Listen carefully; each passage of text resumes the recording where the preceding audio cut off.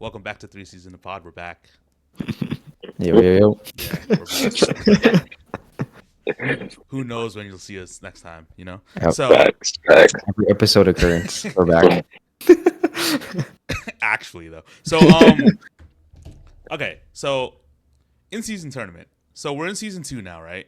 I think Mhm. I think we are all in agreement. Last season was pretty fun. I thought in season tournament was really fun. The intensity of a blowout was kind of cool to see, right? Like fouling up 30 points to try to get the point differential, shit like that. Um, how do you how have you guys enjoyed this iteration? Like now it's kind of seasoned into it one year, right? We're in season 2 now. We're getting a little bit more of I guess like exposure into strategies involved in the in-season tournament, the scheduling aspect of it, everything along those lines. Like, are you guys still enjoying the in-season tournament? For sure. Yeah, no, for sure. You can go first, though.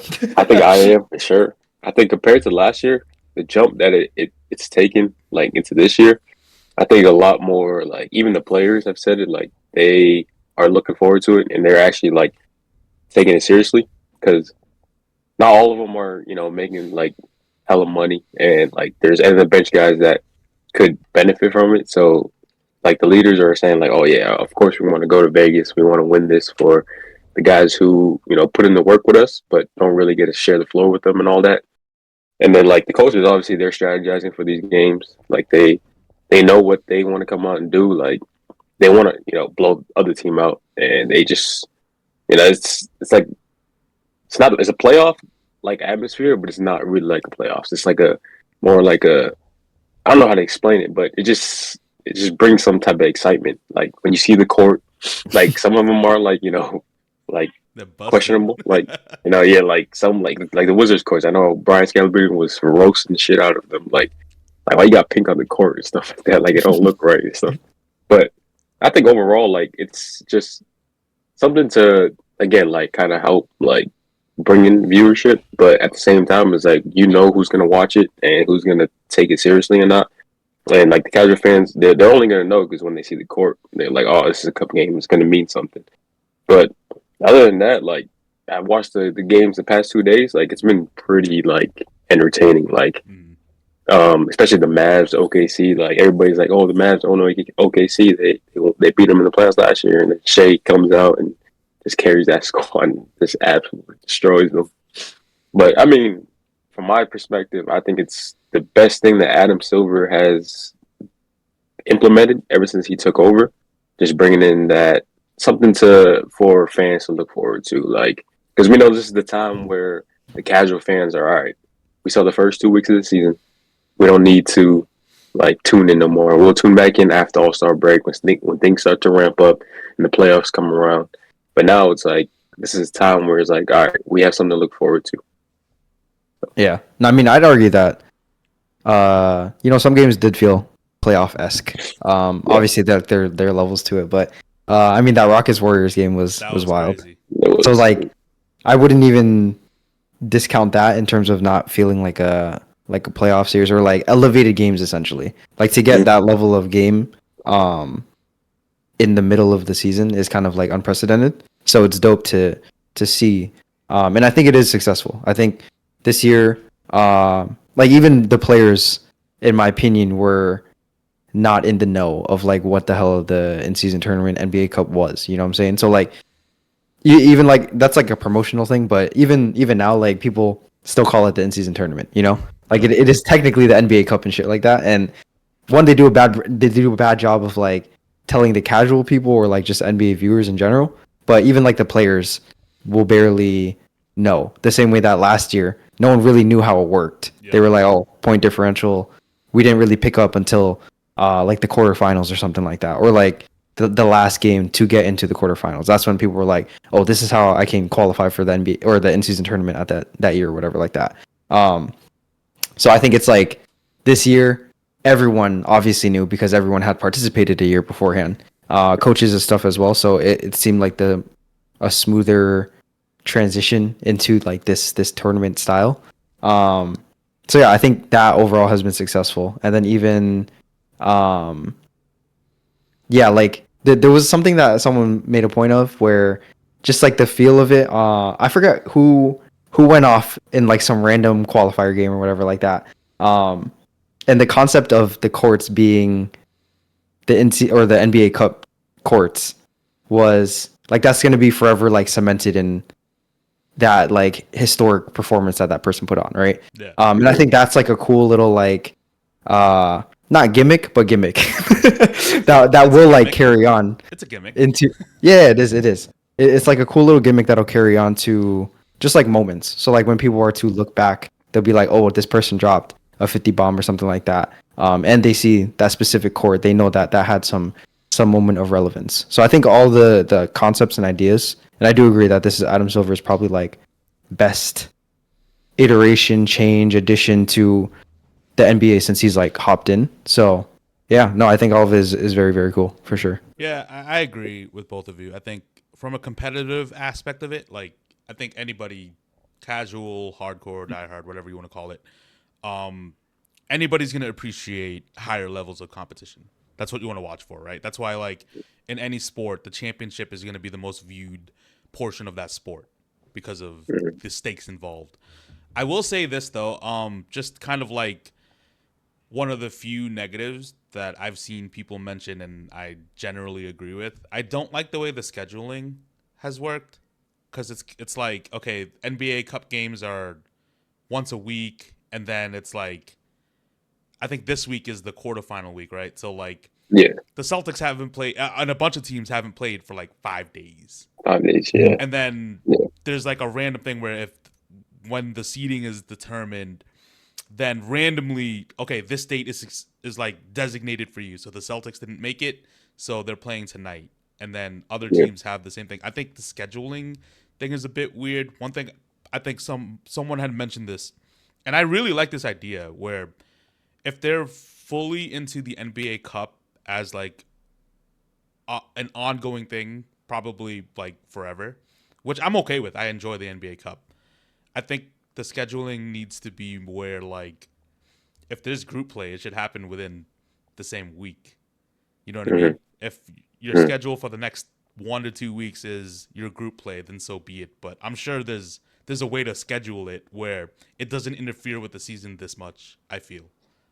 Do you know what I mean? I don't know Yeah, if I you mean, guys I agree. could see that, but I'm like, dude, the NBA still has scheduling problems without adding this Yeah. NBA Cup. You know what I'm saying? Mhm. So I'm like, I'm not surprised that there is issues, even while like with the Celtics having to play 5 games in like 7 days or whatever like that Exactly. prior to like this qualify or like the quarterfinals basically. Hmm. Like that has been something that they wanted to eliminate in regular schedules, but I assume that with this NBA Cup and additions and stuff like that, like teams will have to go through that. You know what I'm saying? Hmm. At least for now. So I do agree that the scheduling could get fixed, Yeah. and it's been like an issue even without that. So I think Yeah. just But gotta give it some my time, I guess. yeah, my thing is it's not even a complaint. It's just kind of like an idea as to what would make it better. It's kind of like March Madness, right? Like Mhm. the whole month is the tournament. That's a term. Where Yeah. so like if you're gonna do something like that, which is really what this is, if you think about it, Mhm. this group play, you kind of get your seedings, and then quarterfinals, semifinals, and then finals is all one game elimination, single elimination, right? Mhm. And I believe semifinals and finals don't count, right, towards like your regular season record, Yeah, something I like don't think that. so. I think those are like Yeah, 2 additional games for the people that make it. So. exactly. So like if you're gonna do that, I feel like there's definitely a way to kind of schedule games. Maybe they want to do it in the beginning of the year or like in November, like we're seeing now. Because I think we talked about this before in a prior episode. I forget when, but we talked about how like the initial start of the season is all the hype. You're like, oh my god, the NBA is back. I'm so excited to watch everybody play. And then 3 weeks into it, you're like, we're in the motions of the season. It's just kind of boring. Yeah. Something along those lines where it could be like, okay, mid-November, mid-December to mid-December is literally NBA Cup season, where you're Yeah. like, Mhm. okay, you're playing your group play, then we have the quarterfinals, and then you play the whole shit in Vegas and all that stuff. You crown a winner, because it is kind of weird to see NBA Cup, then regular game for like a week, then NBA Cup And again, then yeah. regular games for like a week. It's just weird to me. I don't know. Yeah. I mean, don't I know NBA Cups is like Tuesdays, Thursdays, right? And then Something like I that. believe like regular season games are just like any days before, like in between and stuff like that. Yeah. I think I definitely agree with what you're saying. I think that would definitely help the scheduling and kind of like provide the players and just like teams with just like sense of like, even though right now it kind of feels like a mini like All-Star break for us for the Hmm. Celtics, because we have 5 days off or whatever. We don't play till today, but I think just going and turning that page and going to like just straight up like you're saying group play would definitely help, because it's like, all right, now we know the next 4 games that we playing in our group are, no like big games, so you're gonna just like lock in for those 4 games and potentially the next 2 games if you win and then stuff like that. So I think just doing that would definitely help, and it will help like just in general, because like I don't know, like it's just tough because now you go from, like you're saying, Tuesday Thursdays for cup games, and then we don't know like the next time we're gonna have a cup game is like the week after, and in this case it's like every day that there's playing is going to be a cup game. Yep. So I could see that being really That would be being dope, bro. Yeah, I yeah mean, I think that would just be like logistically tough for the Yeah. NBA in general, which is why it's not happening. But also, uh, I mean, they took a lot of inspiration from soccer and like leagues and stuff as well, and they will flip flop like crazy in terms of like, um, they'll have play for the international league versus play for their national league and stuff like that. And then the one that combines all of the leagues and stuff like that. They'll literally flip flop within the week between all of them. I'm blanking on the league names right now, but um, so yeah, I'm not surprised that they Yeah. are taking direct inspiration and rocking with it that same way. The way that it just like, and I think that's why they throw in something like the court, because it is supposed to be something that is seamless within the season, but also brings up hype for the basically the quarterfinals and stuff like that. So I mean, I see the vision with not trying to make it a logistical nightmare slash like not make it um a prevalent thing until the finals, essentially. Like the players and the team should know, and then the viewers, as they tune in, will be like, "Oh shit, this is a qualifier game because the courts are different." But I should be on the teams and the tournament when it gets into this quarterfinal stage, where it's like they have that specific week to really lock in on that and promote that like super heavy. I Hmm. just don't think they've done like a great job at uh separating the two, or like just promotion in general. And I mean, we're Yeah. gonna get into that for other things as well too, but I think, yeah, just like the promotion, like hype for it in general, just isn't that like great overall. I think the only thing that had it going for it the first year was that it was the first time it's ever been done, so it's like there was more curiosity rather than like hype. It was mhm. just, and now it's more just like it is the thing, and it is like it is more hype than before, but it's still not like to their expectations, I assume, or like what they want to like strive for. Yeah, Yep. for sure. I think obviously once this kind of gets more, they get more seasoned in how to like logistically plan it. I do think it's doable, and I Mhm. think and I think if you can if you can have it where we have a break mid-season, I don't see why you can't do that and kind of extend the season a little bit longer in terms of like separating it for the cup, because I do love the idea and I do enjoy watching like the higher level of competition. So, but that ties in. So viewership, right? We're gonna watch. I mean, we're NBA fans. I've been a fan since 2001. I'm fucking old, but I've been a fan since Cal was in the womb. So like, Yeah. so like, Almost. close enough, right? But Close enough. but viewership is down, and I think I saw this tweet. Um, NBA Cup viewership is down 10% this year from last year. ESPN viewership is down 28%. That's kind of crazy. That's a lot from this year versus last year. And the overall playoffs was down 12%. 12% from 2024 versus 2023. So like there's clearly a viewership problem. I think this has been kind of like an ongoing discussion since for the last 3 years, I want to say. but it's kind of getting more traction in terms of a conversation, right? Because the TV deals shit that just went down, right? Amazon's getting an NBA stake next year, similar to how they got the NFL stake last year, or this yeah, they got that last year. And inside the NBA is leaving TNT. I think they won like a lawsuit or something, and now they're able to license the halftime show to ABC/ESPN. So so what do you guys think? What do you guys think is causing people to not watch as much NBA as in prior years? Because we reached like a boom, right? There was like a explosion of NBA interest in, you know, the mid 2010s, where it was like all-time high. Ratings were through the roof. Obviously, the Warriors dynasty, LeBron versus Steph rivalry, shit like that. What do you think has caused, or it could be a number of things, but it doesn't have to be one specific thing, but what do you guys think caused like a decline in viewership? I think Kyle could go first.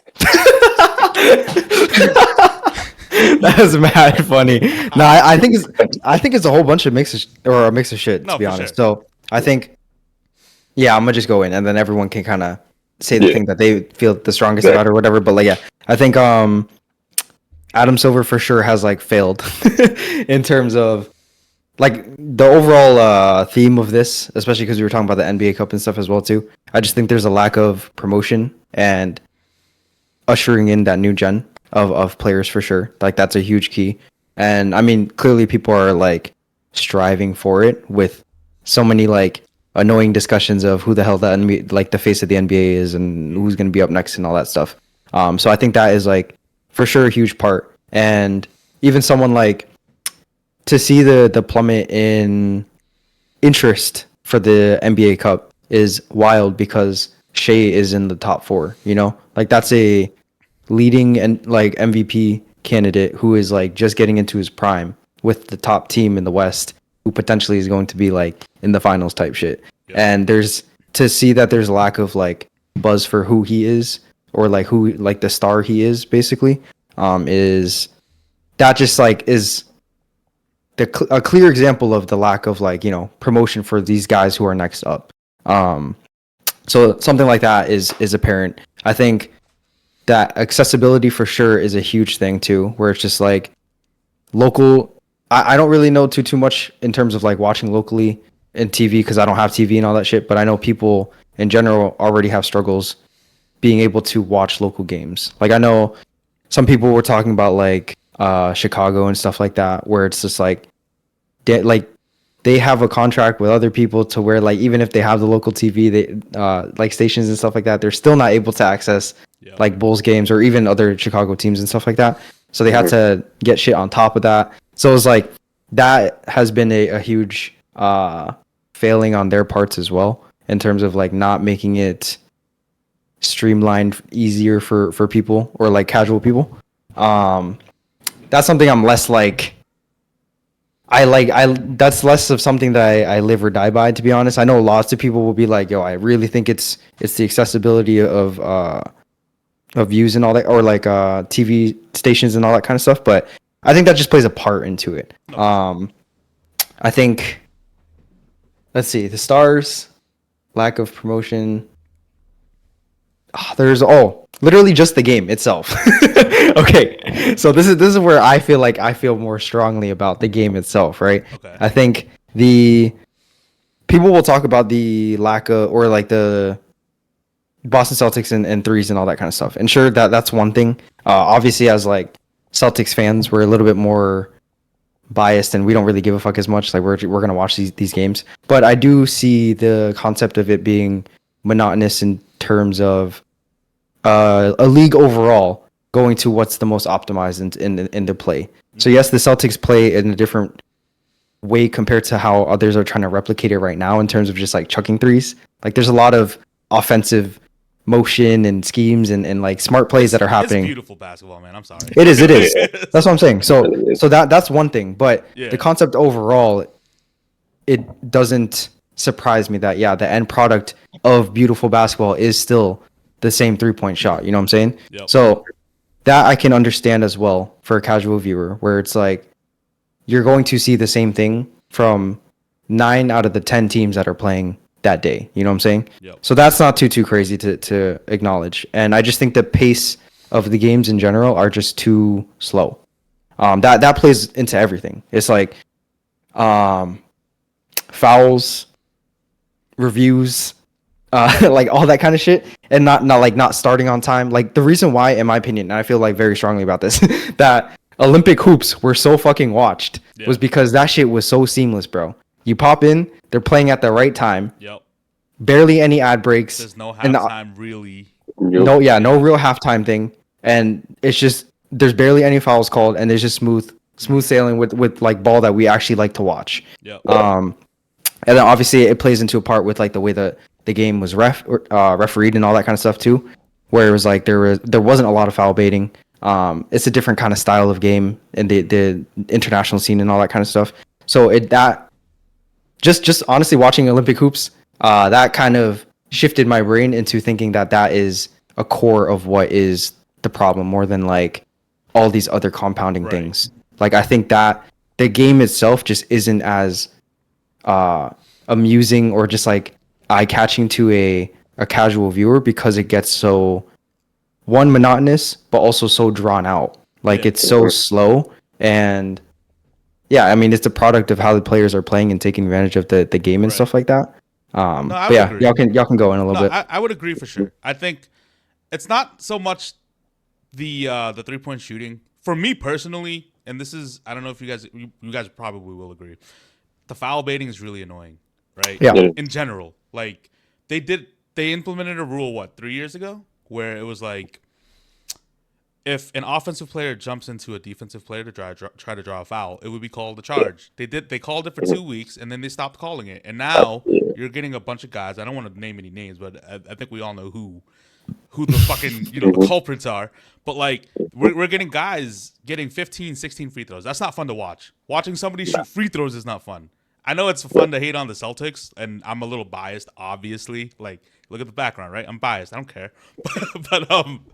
But what isn't fun is watching someone flop like a fish to get some free throws. I think it plays into the point that Kyle was making about the pace of the game, right? I don't think it would be boring to watch a team play like the Celtics or play like the Warriors or even like the 2019 Rockets minus the James Harden free throw. Yeah. Right? You watch teams like that where it's beautiful basketball, right? Ball movement, ball rotation, just overall just seamless basketball and chemistry basketball where that's fun to watch to me. But when you kind of implement the whole analytics of, hey man, if you flop like a fish, they're gonna give you 2 free throws. If you move your arm under the defender's arm, you're gonna get the call every time. Shit like that. That does slow down the pace of the game, and we're getting close to 2-hour and 45-minute games. Whereas in the Olympics, it was literally an hour and a half, and boom, the game's over, and it was just nonstop back and forth basketball. And it's funny to watch as an NBA fan because when you watch the Olympics and you see guys like be super physical and literally fall down, not even flopping, just falling down from a really hard hit or taking it to the paint and then getting hit and falling out of bounds, and you see no call, and you're sitting there waiting because like you're conditioned after watching the NBA for so long. You're conditioned to think, okay, the foul's coming, right? And then I don't know about you, but I was watching it it was on at work, and everybody's like, they're not gonna call that foul. I was like, oh shit, You we're just all gotta talking play to on, each other, yeah. you know what I mean? And they're just the players don't give a shit. The other players, they're like, just like, okay, I got the ball, I'm going. But that's fun to watch, and I would agree with that. And to touch on the accessibility thing, I agree. I don't think it's one thing or the other. I think it's a culmination of a bunch of little things. Accessibility is probably one of the things I view as, I think it's a pretty major factor, because if you look at the early 90s and in the 2000s, that's really when sports started booming and becoming a lot more popular, like across the US, right? In the 80s, it was obviously people like sports, But with the, the blow up the Dallas Cowboys in the early '90s, Michael Jordan blowing up, Bird, Magic, those guys kind of like set the tone for like sports being a major part of this country, right? How did you watch those sports? You watched it on basic cable, and that was Yeah. the only way to watch it. As time has progressed in the 2010s, what did we kind of transition to? We transitioned to streaming. Streaming services have kind of taken over most people's viewership. I don't have cable. Kyle doesn't even have a TV. And I don't think Nathan has cable either. But the general idea here for me is when you go look for a subscription package via streaming, I think only 3 of them offer regional local sports channels. So like if I were to switch to Hulu Live TV, I wouldn't have NBC Boston. So I wouldn't be able to watch the Celtics play unless I paid for League Pass. I think League Pass is like $120 a year, right? Or something like that. Elite. Yeah. It's like $120 to $150 a year. I don't know a Yeah. lot of people willing to, like a casual person. Like if you're a hardcore guy, you're probably going to pay for it if you don't have any other option to watch the NBA. But like a casual person's not going to pay $150 for 5 months of basketball. You know what I mean? And I kind of liken it to, or at least compare it to the NFL model, where the NFL, you have complete access to 2 games no matter what, whenever Sunday rolls around, right? You can watch it on CBS or you can watch it on Fox between 1 to 7 p.m. and then at 8 p.m. you can watch the primetime game on NBC.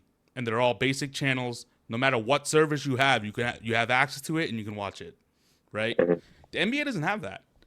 And I know we have more games and all that stuff, but I do think as a consumer, if I'm kind of stuck picking between 2 or 3 different services and they happen to cost like the most, I think YouTube TV raised their prices by $10 a month today.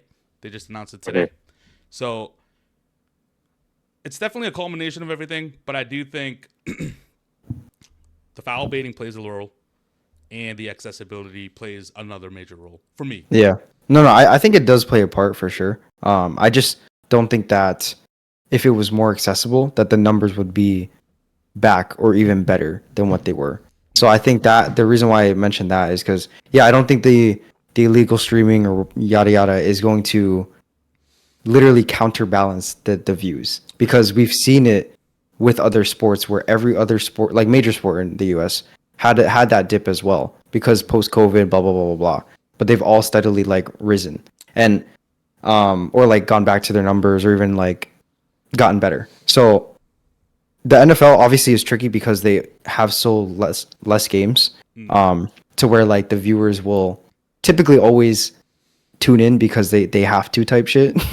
Every game is like, important. Yeah. Exactly. Every game is important in the NFL. So it's like that I feel like is a harder comparison. And like I look towards like baseball and shit. Not that I'm like a viewer of baseball and stuff, but I at least am aware of things that they're improving on. And for a while, I'm pretty sure the MLB and the NBA were in the same trajectory of like going downhill. And I mean, even I don't know what your guys' opinions on baseball and stuff is, but I'm like, hey, that shit is boring as hell, right? That's my general that was the general consensus. But I think I forget what statistic it was, but dude, like the MLB is like popping now. Like it's coming back. It's definitely like doing better numbers than the NBA in terms of like not better numbers, but like trajectory and stuff like that. I'm pretty sure it's actually on the upwards trajectory. And I mean, yes, I'm not too in the know, so I'm not gonna like talk like I know what's going on. But Ohtani. I was gonna say obviously they have like good promotion with the stars and like fucking Ohtani's the GOAT. So that like will always draw in people. But I do think something as simple as the pitch counter like changed a lot in terms of like not having to go through the slog of a baseball game. A 4-hour game. Yeah, and now it's like paced at a normal thing, like a normal sports game that we're like typically used to, which is why my brain goes to the product of our game as well too. It's like the NBA, it is just like a fucking slogfest. And I'm pretty sure the Celtics game against the Bulls, right? There was damn near like not that many minutes left, and I swear it took like 40 minutes to close out the whole game. Was it the Bulls? I'm pretty sure it was an in-season or like a NBA Cup game, like to qualify and stuff, right? Oh yeah, when we kept fouling and then Hauser hit the three at like Yeah. with like 0.5 seconds. Potentially something like that. But all think I it know was is that it took like 40-something minutes to close out the whole entire game. But even outside of the fouls and stuff towards the end, like I think it was just a very slow like game overall, and I think that just adds on to the point that I'm trying to make here, where it's just like, yeah, I agree. You're thinking. I think you're thinking of the overtime game where we had to foul back and forth, and they just took turns fouling each other. maybe I don't think even know. I don't think it was the Bulls, but I know what you're talking about, and I agree. Yeah, there was a game that just took way too damn long. 20 And it took 20 minutes to finish the last 45 seconds of the game. low-key, it might have just been the Cavs game. It was the Cavs game. Yeah, I'm pretty sure it was the Cavs game, actually. Yeah, because they took the lead late, and then we wouldn't take a timeout. We kept hitting late. They kept fouling us, and then we kept fouling them, and it took 20 minutes to finish the final minute of the game. I'm just like, you kidding me, bro? Yeah, so I mean, just shit like that. And I know, like, obviously strategy plays into some parts of that, but yeah, I think it just takes way too damn long. And yeah, also to play into what you're talking about with viewership and stuff like that, people would rather just watch the highlights, and that plays into part of just like it being too damn long. Like, I'm not surprised that the average person isn't going to look up or find the ways to watch this NBA game rather than being like, oh, I'm gonna see this shit on House of Highlights anyways, like the best moments, or I can just look up on YouTube a 10-minute version of this game with like probably the most important parts as well. So that is also the change of like compared to the 90s and stuff like that, where it was like you could only access that shit on TVs. While nowadays it's like, shit, do I want to waste like 2.5 hours of my life watching this slow ass game, or will I just do my own thing and then come back to watch my team for like the last 10 minutes of, or like, yeah, see a 10-minute compilation of the game and get a general idea of what happened. Yeah, I mean, you guys pretty much said everything. I think just the main thing I would say, or like definitely agree on, is the accessibility too. Like, bro, the economy obviously is, getting hella expensive. So I don't think like your average Joe who are just like casual fans, like especially in today's day where again everybody's almost casual fans, so they're not gonna go out their way to pay like 100 plus for a streaming service that they're gonna watch maybe like a game a week or something. That's given if they have time or not. And then just on top of that, maybe that streaming service doesn't even offer it, like Rizak was saying, and then you got to go buy your own like local. Like, it's definitely not worth it. And that's where like obviously the illegal streams come in and play. Like, if they do have the time and they want to watch it, they're gonna try to illegally stream it, and that's obviously affecting the viewership because they're not gonna hit their numbers, and clearly it's been going down. So I think just maybe just like we're in that type of time where nothing is gonna be like given, and it's just gonna continue to get more expensive, or you're gonna have to pay for what you want. So that's like the main thing. And then also like to get into like the NBA thing, like how it's like slow and everything's like, I feel like the league is stuck where they're gonna continue to like feed into the superstars, like superstars who foul bait and who kind of try to like find any way to control the game. So like obviously I'm gonna bring up like Joel Embiid. Like he was always like looking for fouls, like doing anything he can to make it like seem like he got hacked and get to the line. He's like Sixers are like the last team I would want to watch. Like they play slow like crazy, slow as hell. They they claim like they play defense, but they're hacking all the time. And then when Embiid gets the ball, it's the same thing. Like he continuously wants to get to the line. So just like that, like I think even when like the league tries to find a way to fix that, like when you're saying like an offensive player like does a pump fake and the defensive player jumps in, and they're bringing in like the flagrant foul rules and stuff like that, but I don't think it's going to completely like get eliminated because they're going to find a way. Like, all right, if you're not going to call this, I'm going to find a way for you to call this. Then, like they're going to always be in the loop. Like, oh, they see James Harden doing like a double step back. All right, if he can get away with it, I can get away with it. Just little shit like that. I think either regardless of what it is, like these players are professionals for a reason. Like they're gonna, and if this is the professional thing that they're doing, like what they're getting paid for, they're gonna try to find any way to like implement that into the game, even though like the league might like continue to try to like stop that.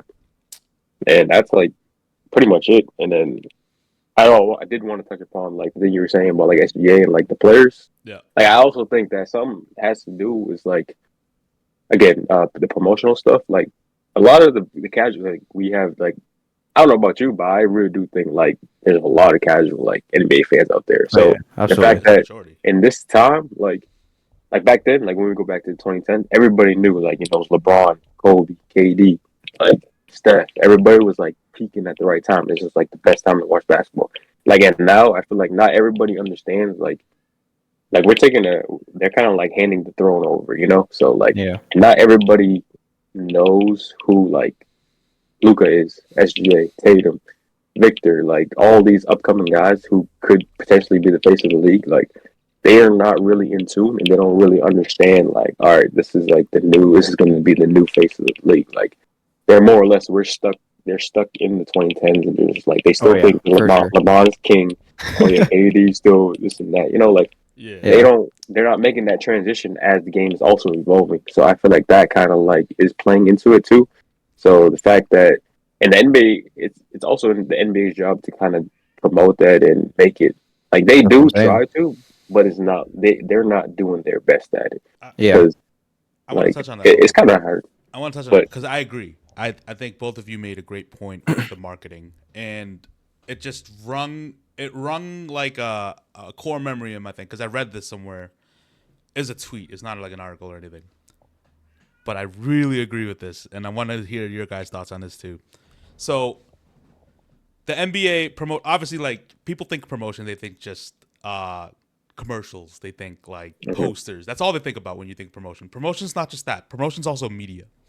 And part of the thing with the media is, and this is coming from someone who I mostly watch secondarily the NFL, but I also, I watch some baseball. I watch some hockey. But for the most part, what I used to consume a lot of is ESPN News.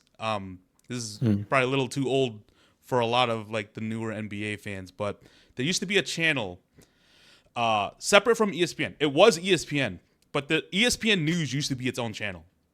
And what you used to do, that's where SportsCenter originated. You would tune into ESPN News. SportsCenter would play on a loop literally from 9 p.m. to like 6 a.m. And you would see all the highlights of all the games throughout the day and all that stuff. And that's what they would recap. And that's all they would do. Like you watch SportsCenter, all they talked about was, oh yeah, LeBron went crazy today. Vince Carter made a crazy dunk. He jumped over a dude. Stuff like that. Yeah. Right? And something I noticed about the new NBA that does not happen in other sports, by the way, is there's this obsession in the media about putting down players. Right? Jason Tatum's not good enough to be a number one on a championship team. Yep. Anthony Edwards choked in the playoffs. Luka is just a fat slob. Whatever it is. Right? That's You know what I mean? crazy. No, but I'm saying. No, I get that. You know what I that's mean? like that. I've heard that. I've heard that, when but you- there's just a jump is hilarious. when you watch these shows, like, because what happened with sports media from what as a consumer, and I'm sure you guys obviously consume sports media too, where it's like you transition from something like ESPN News to people like Skip Bayless, to people like Stephen A. Smith, and now you're expanding more. Now more people are kind of like heading into that field. Who's that guy's name? Nick Wright. Is it Nick Wright? Yeah, yeah. Something like, that's his name, right? Yeah. He's one of them, that guy. yeah. He's one of the, like all these people. All of it is negativity, and then you see a lot of negativity towards the stars, right? Oh, LeBron's not as good as Jordan, right? Like, oh, his career's not as good. Or you even have Shaq. Like, oh, Dwight Howard sucks. He's not the real Superman. The NBA is the only sport where a lot of the older generation and the hates on the current generation, and the media generally like a lot of it is just rage bait, where it's mostly hate. Like, oh, SGA is not as good as Luka, or Luka's not as good as SGA, and vice versa. Like the conversation is more catered towards putting down players as opposed to kind of like appreciating what you're watching. And I think that plays a huge role in how the marketing hasn't worked into handing off the torch to like the next generation. You know what I mean? Yeah. No, I mean NBA discourse is cooked. Like even top down, like you're saying, the people, talk shows, all that kind of stuff, and debate shows and stuff like that. Like the topics that they're coming up with, the arguments that they're doing and stuff like that are very bare bones and not like of quality. And it trickles all the way down to just like Twitter spaces and stuff like that. Like the discourse on Twitter and like just social media in general, because obviously Twitter is the easiest to talk about or like discuss things, but overall the conversations are always just like really bad and not productive. So that for sure plays a part. And yeah, I'm not like too tapped into other sports like that, but I do agree it is not the same, you know, compared to those sports. I would say maybe like soccer is can It's be getting, relative. it's getting there because the Yeah. Ronaldo versus Messi type of thing. But Yeah, I mean like that's that, very like that's been a isolated discussion. though. Yeah, but no, I think overall like there is a lot of negativity in soccer, but the reason why soccer can get away with it is just because world like internationally, it's like the biggest sport. So that like has that going for it. Like I don't think anything's gonna take its crown from that perspective. Yeah. Yeah, so yeah, I just yeah. Those that's a huge I'm not surprised about it because yeah, NBA's course is just trash. Mm-hmm. But I agree for it's sure. linked into the media too, is what I mean. Mm-hmm. You Yeah. got like Yeah, no, for all sure. you have is talking heads now. You know what I mean? Yeah. Mm-hmm. Oh yeah, Yeah. what I was gonna Media- say too. Yeah, go ahead. We were also kind of just like blessed too, and I don't think the NBA knows how to recover from that. Like to have an era or a time frame where all of the big names that we have mentioned were prevalent and like cooking is like insane. Like from even all the way to from Kobe up until like now type shit. There's just a plethora of stars and names and teams and stuff like that that we can reference that have just been like have basically shaped the NBA to what in the community to what it is now. And I don't think the NBA was well equipped to or has been well equipped to transition off of that. As we can tell, like they're still kind of riding the coattails of the main like three guys right now who are still closing it out in terms of like Steph, Katie, and Bron. And yeah, going back to like my Olympics talk and stuff like that, that obviously played a part to why people were really tuning into the Olympics as well too, to see those three guys like team up again, or just like for the first time, I guess. But Yeah. I think yeah, the game also helped with keeping people like interested in those games outside of like that big three of stars headlining the team. Yeah, not for sure. The media definitely got like their it's got the main like reason too, because I think like for example, like Kendrick Perkins is part of the media. All this dude does is talk shit about the Celtics. Like he's always saying Tatum's not. There's a reason why he was banned. You know, he wasn't invited to come back to the guard and shit like that because the way he be moving, man, he be just talking out his ass. Like when he knows like he got to appreciate what is like brewing. Like always hating on JT. Always saying like JB is he should be the number one guy over JT. Shit like that. Just little things that whatever he says, obviously not everybody's gonna agree with, but like it's gonna spark other media to be like, oh, and kind of have their say on things. So just little things like that, and then like just them talking and just always just constantly like talking down on like the current stars and oh, can they fill the shoes of LeBron, or can he be as good as Steph, or just like always making it like a competition, which is good for these players because they obviously want to be the best that they can. But in terms of like trying to attract new like viewers and people who want to get into like watching basketball, it doesn't really help because it's like now they're like, oh, these players are better. Like I could just go back on YouTube and watch how they were playing back then, as opposed to wanting to catch a real like live game and see how these players are playing now. So I think just in general, like they gotta figure out a way to kind of like, I don't know, it's tough to like even say because it's like no matter who you talk about now, like these stars, like there is always like some type of negative backlash to them. So, Yeah, I mean, I think it's possible though, because I mean, the amount of people who either I would classify as casuals or people who don't really watch the NBA in general, who know of someone like Anthony Edwards Yep. is like way more apparent now. And I think that the push that people were making for Ant, just shows that it's possible, you know. Yeah. Like Ant obviously or has all the qualities of those guys who can be like people can be enamored with essentially, like based off his game and like his personality and He has stuff like that. charisma. Yeah. Yeah, exactly. So like all of those things line up as well. But we've easily seen someone like Ant, who isn't even a top like 10 player right now, be propped up in a position where everyone knows his name. You know what I'm saying? Like no one doesn't know what his game is or what looks like. Yep. But you can't say the same for someone like Shea. I'm not gonna say like Tatum or anything like that because obviously Tatum just won a championship. Everyone else in that top 5-ish area is already like very well established. But yeah, I mean Shea is just a good example of like someone who I don't think a lot of people have even watched yet. But they may know the name or whatever like that, but definitely have not seen the game.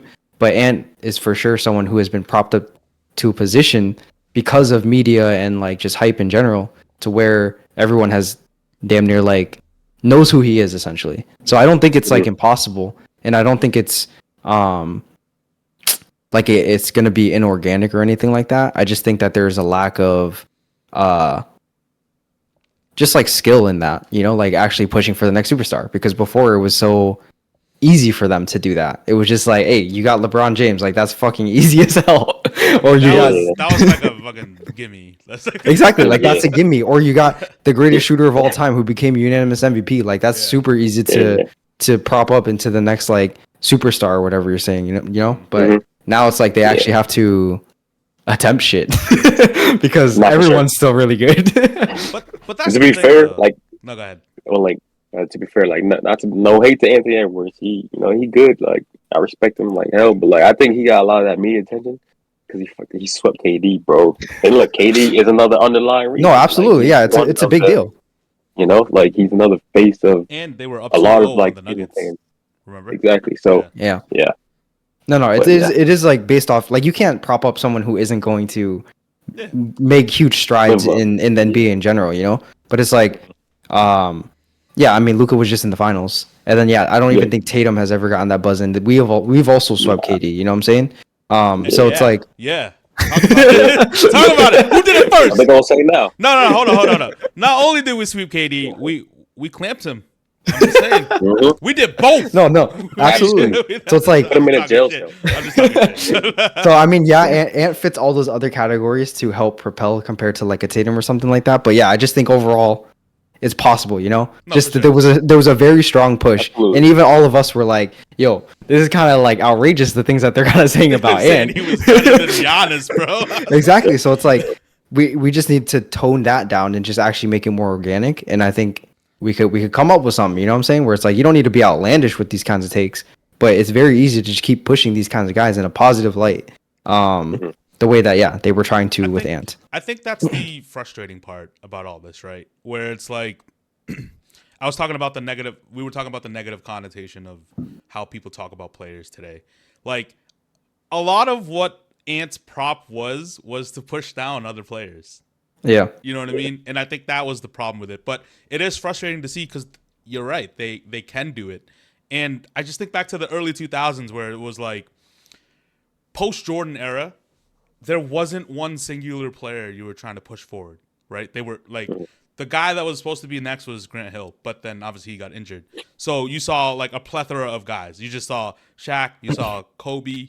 Because Kobe wasn't really the one singular person they were propping, kind of like LeBron. So it was like a plethora of players, right? So Shaq, Kobe, Tim Duncan, Kevin Garnett, Tracy McGrady, Paul Pierce. I'm gonna throw Paul Pierce's name in there. Fight me. So like, you know what I mean? So like, but just general stars: Jason Kidd, Steve Nash. The more players that came in, Vince Carter. Vince Carter. LeBron comes in, Melo, D Wade, Chris Bosh. Like all these players came in, and obviously LeBron was just like a gimme. That was just like the chosen one. Easy. Dude was amazing. He was whooping on NBA players in like high school. That's insane, right? But like prior to that little bridge where he officially took over as like the true face of the league in probably like 2008, if I want to be honest. That bridge, they did a really good job of promoting all of the stars that were in the league. Yeah. You know what I mean? And I think I just refuse to believe they can't do it for all of the upcoming stars like Shea, Luka, Tatum, Anthony Edwards, Wemby. Like all these players can be propped up without. Twitter trolls is one thing, but the media is another thing. That's what I'm saying though. You know what I mean? Like that's why I think it is on like an Adam Silver of just like failed attention to where it's like yes, I think the NBA Cup should have been more of like an addition rather than like the savior of something. Exactly. While the focus should also just be on the players and the star quality, because I think that is what the NBA always has going for it compared to other leagues. Like I would say the NFL, at least in terms of the American sports, like the NFL is probably second in terms of like this is a star, and I can like really market this person. I think the NBA has always been at the forefront of that, of just having these stars basically lead the game and the viewership and just like the culture essentially of the NBA.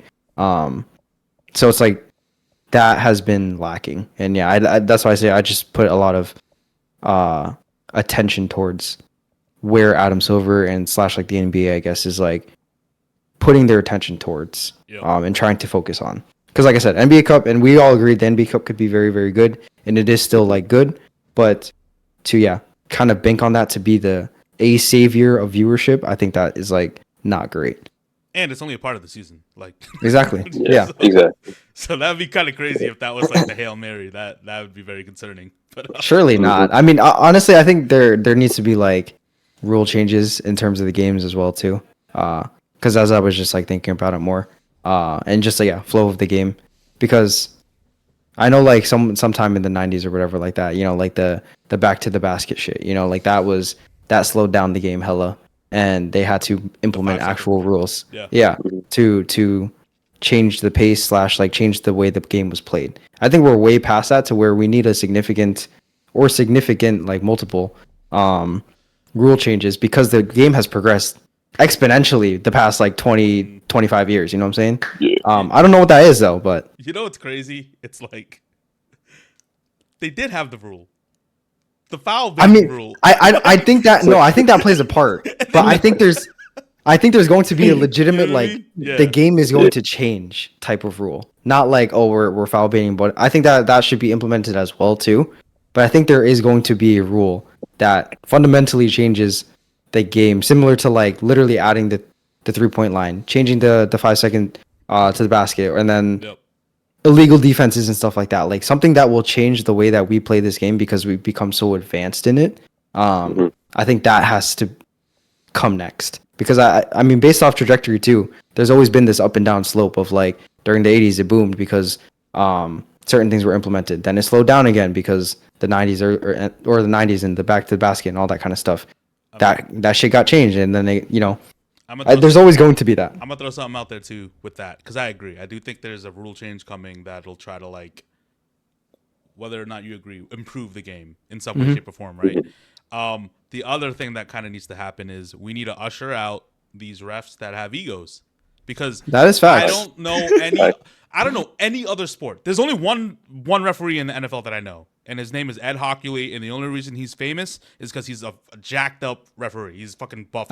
Okay. That's the only reason he's known. But if you look at the NBA, you can name off the top of my head, we know hella refs. Tony Brothers, Scott Foster, Mark Davis, and Malloy, Zach Zarba. Like, how the fuck do I know these people's names? We should not know these people. How do I know these people's names? That's insane, right? And every time, I'm telling you, man, I don't know a single NBA fan. Doesn't matter if you are a Celtics fan, a Lakers fan. If you watch a game ref by Tony Brothers, you're gonna be pissed off. You know what I mean? That's crazy to me. And I think the NBA has a referee problem too. There's no reason a referee should have any sort of like ego or agenda or a role to play in a game other than to like make the correct call. That's crazy to me. Yeah. No, I mean that has definitely been a thing. Didn't they get rid of that ref that was supposedly betting on the Celtics when he was reffing the Celtics? They did, but it wasn't for the reason that was hyped up. I think he ended up resigning, but I don't remember for the specific reason. But his family happened to be Celtics fans, so they That's so funny. It's crazy. But yeah, I bro. mean, even players are starting to like not fuck with the refs like that. Of So course. it's like Actually, it's starting to get to a point where I just think there's going to be a huge shift in the NBA, and I like you can't deny the viewership at this point too, especially like I said with the NBA Cup and like trying to bring attention during the regular season. mhm. If that has already started to shift down too, like I just think there is going to be a major shift. I agree. I know you saw that Fred VanVleet clip. He pointed out all Oh, three yeah. officials, and then he got Yeah, he yeah. ended up only getting fined, and he Yeah, the got Fred told VanVleet clip, Zach and then I Collins. saw like Zach Collins the other day too, where he like Yeah, literally he got fucking ejected. flipped him off, Yeah, flipped off the yeah. ref, and I was like, yo, Funny, bro. someone like He- quote tweeted that being like, oh, it's only a matter of time, like before Did- someone fights the ref, bro. Did Like, Kelly Oubre do that last year? Where he went up to the refs, he was like, "Fuck you, fuck you." yeah. He did Remember do that shit? too, yeah, yeah, He yeah. did do that last week. Yep. Yep. No, I I'm mean, saying, man. I'm telling you, man, we do have. I think that plays a role in it too, man. Because like, No, absolutely. I forget who said it, but there was a clip too of a player. They got a really bad call called on him, and he was like, "Yo, they're not here to watch you. They're not here to Yep, watch you." yep. He was pointing at the ref, and then it's true. We're not here to watch them. True. So Yeah. I think the NBA needs a general overhaul of certain things, Yeah. not everything. I still enjoy watching the game, even if it's not Me the too. Celtics. I still enjoy. Yeah, watching yeah, basketball. absolutely. Yeah. But like, yeah, there's a lot of stuff that needs to be worked on. And I think It's crazy because it's like it's the most talented the league has ever been. Type. Actually. I mean, so it's like there's so many stars, so many good teams, parity's there, but it's just like falling flat in so many of the important aspects. So it's like Mhm. I'm excited to see if there is going to be a shift to where it's like the game is fundamentally played different, but we have all these talented teams to be able to adjust to whatever the hell it is. Yep. Because this is good product, man. It's good hoops It is. until like all these other factors get put into play. Like I can't wait till Tony Brothers retires. Should be soon. Should be soon. Hopefully. He's only what 60, 50? I don't even know how old he is. it might be a minute, You got to man. be in And the 60s, we got, bro. You gotta- bro, we had Dick Bavetta refereeing until he was like 85. So I don't know, man. I might be retired by the time he's out. So, Probably. all right. Until next time. Peace. Peace. Peace.